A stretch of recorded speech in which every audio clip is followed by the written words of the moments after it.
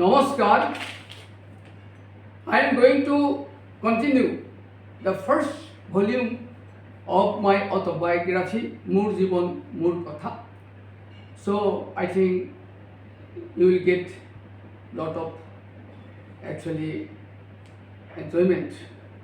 Actually, you will be very happy. Actually, if anything wrong, excuse me for that. বৰ্তমান যুগত পৃথিৱীত অত্যাধিক পৰিমাণে মানুহবোৰ ৰত্নাকৰ হৈছে, কিন্তু দেখুৱাই বাল্মীকিৰ দৰে কামবোৰ।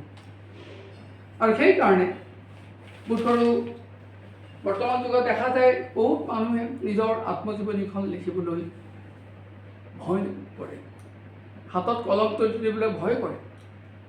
কিন্তু মই চেষ্টা কৰিছোঁ দেখুৱাবলৈ একচুৱেলি কেনেকৈ বেয়াৰ যোগেদি মই ভাল হ'লোঁ, আৰু এটা আদৰ্শ মই দাঙি ধৰিব বিচাৰিছোঁ নতুন যে উঠি অহা নৱ ল'ৰা ছোৱালীবিলাকৰ কাৰণে। আৰু সিদিনা মই যিখিনি পঢ়িছিলোঁ তাৰ পিছৰ সেইখিনি পঢ়িবলৈ লৈছোঁ, আপোনালোকে শুনক আৰু দুখ হ'লে ক্ষমা কৰিব। ভাদ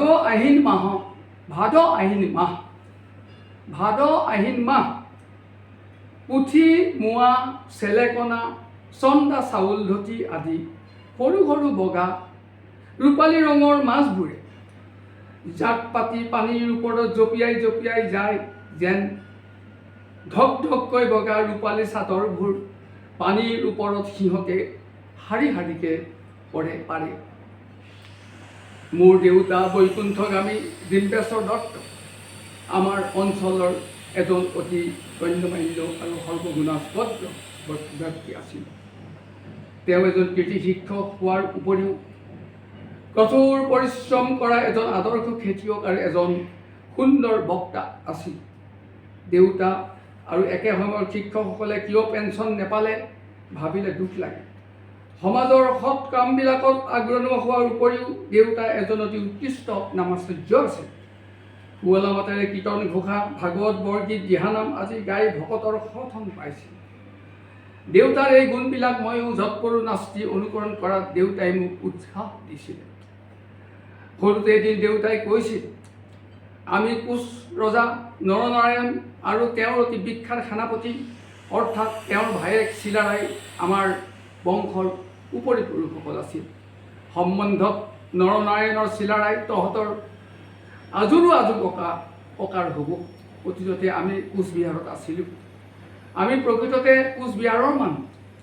মোৰ ককাহঁতে মানুহৰ আক্ৰমণৰ দিনত প্ৰাণৰ ভয়ত উজনি অসমলৈ পলাই যায়। উপৰি পুৰুষসকলে নিজক ৰক্ষা কৰিবৰ কাৰণে এনে অগাধ অৰণ্যৰ মাজতে আমাৰ ঘৰখন কৰিলে। প্ৰকৃতাৰ্থত আমি ৰাজবংশ, চিলাৰাই সতী সন্ততি। চিলাৰাই গাত কি গুণ নাছিল? চাৰিওফালে সৰ্বগুণাস্পদ এজন মহান পুৰুষ, যুদ্ধত অতি মহাবীৰ, ৰাজনীতিত এজন অতি পাকৈত আৰু দামী খেলুৱৈ হৈও সংস্কৃতত এজন অতি অগাধ পণ্ডিত আৰু শংকৰ গুৰুৰ অতি প্ৰিয় শিষ্য আছিল। গুৰুৰ আশীৰ্বাদে সংস্কৃততে তহঁতৰ চিলাৰাই আজোককাৰে জয়দেৱ কবিয়ে সুললিত পদ্যত ৰচনা কৰা কৃষ্ণলীলামূলক সংস্কৃত কাব্য গীত গোবিন্দৰ সাৱৰ্তিকা নামৰ বিখ্যাত কাব্যখিনি লিখিছিল। এই অতি সাৰুৱা কথাকেইষাৰ তহঁতৰ ককাৰ অৰ্থাৎ মোৰ দেউতা বৈকুণ্ঠগামী টেঙৰ দত্তই কৈছিল। সেইকাৰণে তহঁতৰ জন্মৰ ইতিবৃত্তৰ কথা কৈ গ'লোঁ। তহঁতবোৰ ৰজাৰ বংশৰে হয়। হিচাপত তহঁতবোৰ একোজনত ৰাজকুমাৰ, কিন্তু ৰাজকুমাৰৰ দৰে কামবোৰ কৰিব লাগিব। দেউতাই মাহে 50-60 টকা দৰমহাৰে আমাৰ ডাঙৰ সংসাৰখন অতি কষ্টৰে চলাইছিল। আমি কষ্ট নাপাওঁ বুলি ভাবি আধি মাটিৰে বছৰি প্ৰায় 30-35 পুৰা মাটি ৰুইছিল।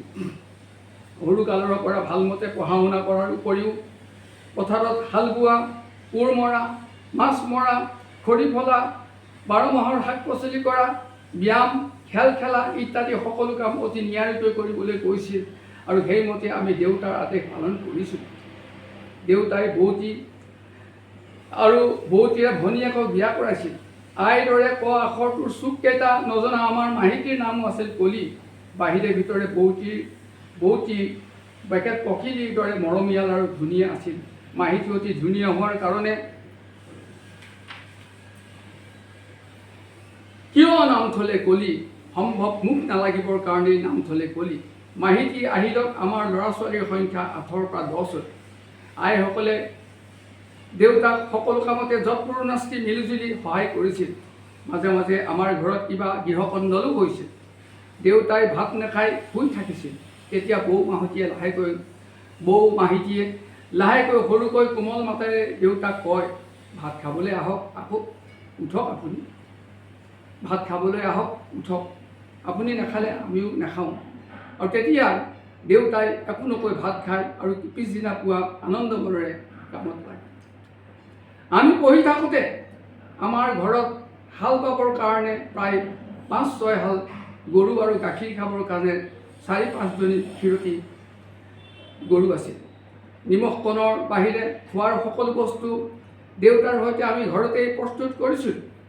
মাটি ৰোৱা আৰু ধান চপোৱাৰ সময়ত প্ৰায় 4-5টা কাম কৰা মানুহ আমাৰ ঘৰত আছিল।